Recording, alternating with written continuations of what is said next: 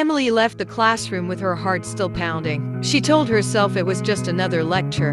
For years, she was the quiet girl who blended into the background. But this felt different. She didn't know if she should run from it or secretly want more. Outside, the rain came harder, cold and merciless. She had no umbrella, no escape. Then, headlights cut through the storm. A sleek black car stopped right in front of her. The tinted window slid down. There he was. "Get in," Professor Caden said. Calm, commanding. Emily froze. She wanted to say no, but the rain was relentless, and his voice left no room for refusal. She slipped inside. The car smelled of leather and something dangerously refined. Their hands brushed as he shifted gears, an accidental touch. Yet sparks shot through her like fire. Caden's grip on the wheel tightened, knuckles pale as if letting go might cost him more than just control of the car. The car stopped a few minutes later, not at the bus stop or anywhere near campus, but at her aunt's house. Emily's breath caught. "How do you know where I live?" His gaze flicked toward her. Steady, unreadable. "I make it my business to know my students are safe," he said. By morning, whispers chased her across campus.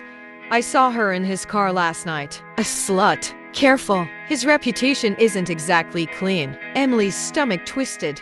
She wanted to disappear, but the rumors clung to her like smoke. The next lecture began like any other. Caden walked in as if the room belonged to him, confident, untouchable. "Let's test critical thinking," he began, his gaze sweeping the class. Then it lingered on her briefly and deliberately. He wrote a complex problem on the board, like a trap. The silence thickened the air, and no one moved. "Miss Emily," his voice was smooth, "care to unravel this for us?" She stood.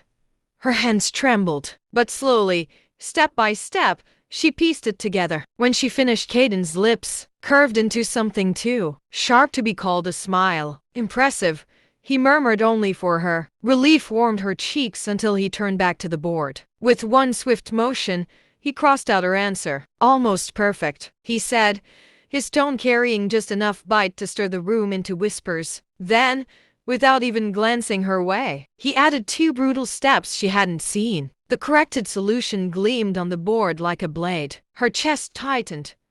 He hadn't humiliated her outright, but the message was clear.